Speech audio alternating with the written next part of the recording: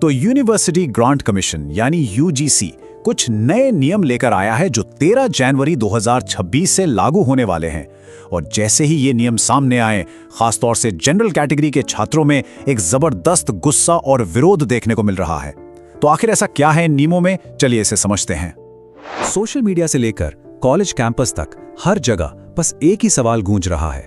छात्र यही पूछ रहे हैं कि क्या ये नए नियम सच में जनरल कैटेगरी के लिए एक खतरा है, और यही वो सवाल है जिसके इर्द गिर्द ये पूरी बहस चल रही है। अच्छा, तो आधिकारिक तौर पर इन नियमों का नाम है promotion of equity in higher education institutions regulation 2026। सरकार का कहना है कि इसका मकसद बिल्कुल साफ है। कॉलेजों और विश्वविद्यालयों में जाति के आधार पर जो भेदभाव होता है उसे जड़ से खत्म करना। मकसद तो यकीनन बहुत जरूरी है। ठीक है, तो सवाल यह है कि इसे लागू कैसे किया जाएगा। देखिए, नियमों के मुताबिक हर यूनिवर्सिटी को एक समान अवसर केंद्र बनाना होगा। फिर शिकायतों की जांच के लिए एक इक्विटी कमेटी बनाई जाएगी और इस कमेटी में एससी, एसटी, ओबीसी, महिला और दिव्यांग सदस्यों का होना कंपलसरी होगा। तो फिर अगर मकसद इतना अच्छा है तो समस्या कहाँ है? असल में छात्रों की 4 मुख्य चिंताएं हैं और इन्हीं की वजह से वो इन नियमों को भेदभावपूर्ण और एक तरफा कह रहे हैं। तो चलिए अब इन चिंताओं में जरा गहराई से उतरते हैं। सबसे पहली और शायद सबसे बड़ी चिंता भेदभाव की परिभाषा को लेकर ही है।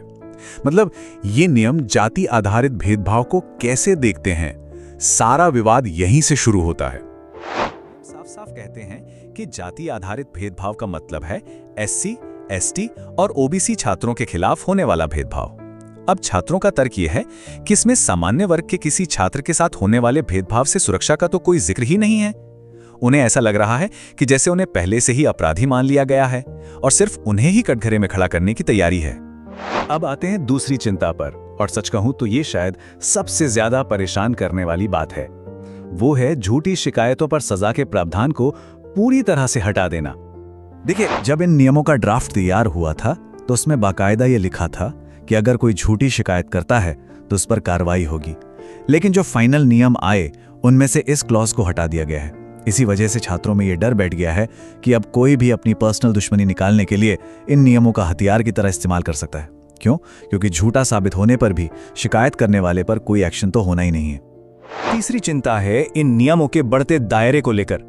जब शुरुआती ड्राफ्ट आया था तो ये नियम सिर्फ एससी और एसटी छात्रों की सुरक्षा के लिए बनाए गए थे, लेकिन फाइनल रेगुलेशन में ओबीसी वर्ग को भी इसमें शामिल कर लिया गया है। छात्रों की प्रतिक्रिया इतनी तीखी है कि कई लोग इसे दूसरा एससी/एसटी एक्ट तक कह रहे हैं। उनका तर्क सिंपल है कि ओबीसी देश का एक बहुत बड़ा वर्ग है और उनको भी शामिल करने से इस कानून के गलत इस्तेमाल की आशंका कई गुना बढ़ जाती है। और फिर आती है चौथी और आखिरी चिंता, सजा को लेकर। मान लीजिए कोई छात्र दोषी पाया भी जाता है तो उसे सजा क्या मिलेगी? और इससे भी बड़ा सवाल, ये फैसला आखिर करेगा कौन? इन सवालों को लेकर बहुत कंफ्यूजन है।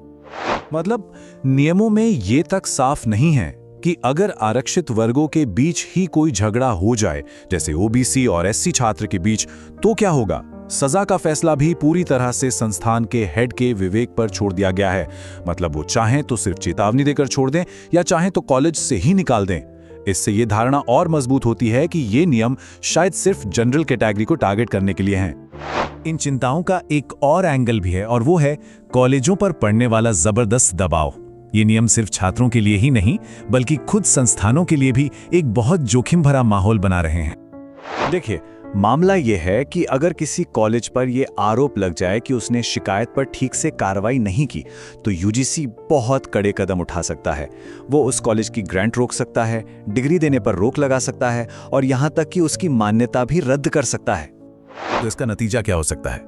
डर यह है कि अपनी मान्यता बचाने के भारी दबाव में कॉलेज प्रशासन किसी भी आरोपी छात्र के खिलाफ बिना कोई गहरी जांच पड़ताल किए जल्दबाजी में कोई बहुत सख्त कार्रवाई कर सकता है। इससे किसी निर्दोष छात्र का पूरा करियर दांव पर लग सकता है। तो आखिर में हम इस सवाल पर आते हैं, मकसद बनाम असर। एक तरफ इन नियमों का एक बहुत नेक इरादा है, लेकिन दूसरी तरफ इसके कुछ ऐसे परिणाम होने की भी आशंका है जो शायद किसी ने सोचे भी ना हो। देखिए, ये समझना बहुत जरूरी है कि ये नियम हवा में से नहीं आए हैं। इनके पीछे रोहित वेमुला और पायल तड़वी जैसी दुखद घटनाएं हैं। इन मामलों ने पूरे देश का ध्यान इस तरफ खींचा था कि हमारे कैंपस में जातिगत भेदभाव की शिकायतों से निपटने के लिए कोई मजबूत सिस्टम था ही नहीं। ये नए नियम उन्हीं कमियों को दूर करने की एक कोशिश है। तो पूरा विवाद इसी एक बिंदु पर आके टिक जाता है।